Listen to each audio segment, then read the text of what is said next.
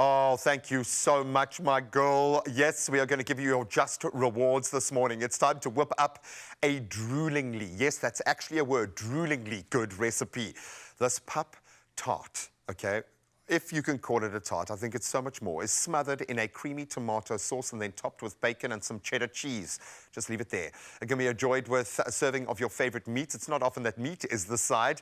A fresh side of roasted vegetables. We love the sound of that, and we're serving today with a Lemony Spatchcock chicken. You can't beat an ace taste or an ace in the kitchen.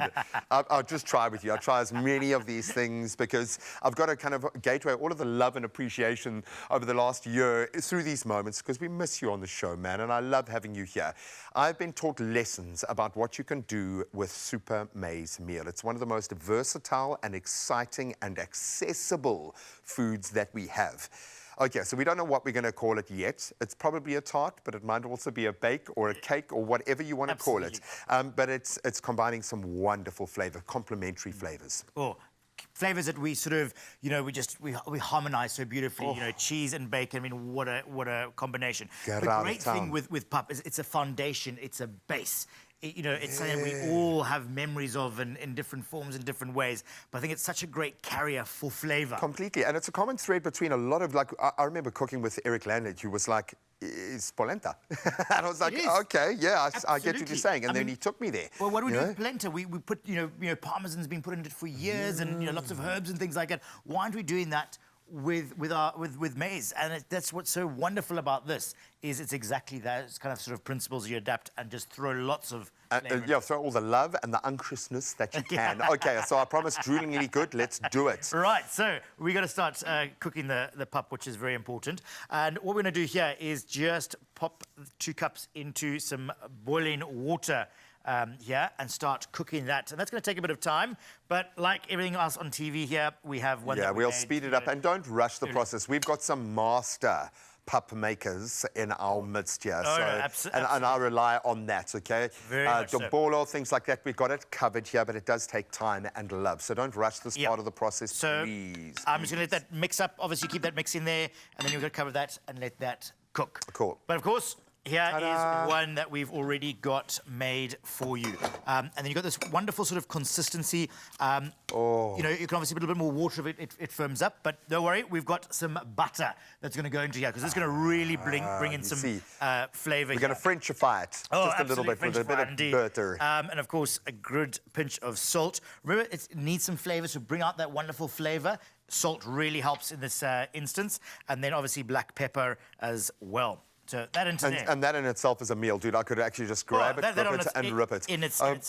What I love about this, and we kind of see it in various guises, but Ace Braai Pup particularly has a great WL factor. 2 cups makes 4 cups once cooked, okay? So you get great value out of it. It's naturally high in fiber. It's low in fat, low in saturated fat.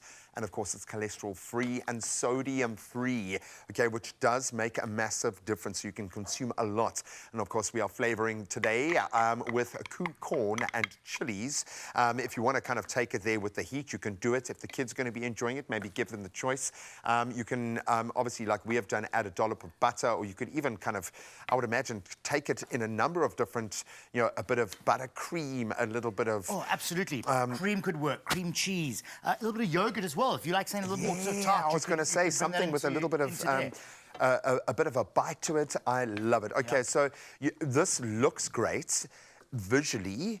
You want it to mix through nicely, but I like this kind of chunky, rustic vibe. You want to be able to kind of taste the individual flavors and have it all come together beautifully in a harmony. Absolutely. I think that's what you ultimately want to aim for. But I think, again, one lovely clean flavors sometimes. It's quite a big trend, and certainly going into the new year, you want to taste like for here, with the hero being the corn, but then there are other flavors that go in there, but flavors that really work together really well. So let's pop that into your dish, and all you need to do then is just sort of spread that out and create a lovely layer at the end of the day. And because we're going to just top everything on top of this thereafter. So pushing that into the corners, just keep working that spoon. It's just so malleable and pliable and really gets into those little nooks and crannies around my dish here. And what I love about this, actually, I'm making something very, very similar later this week for an event, and basically based on this here, with lots of flavour in here. Make it before, because actually a day or so, you know, is actually better. The flavours are really going to sort of develop into there.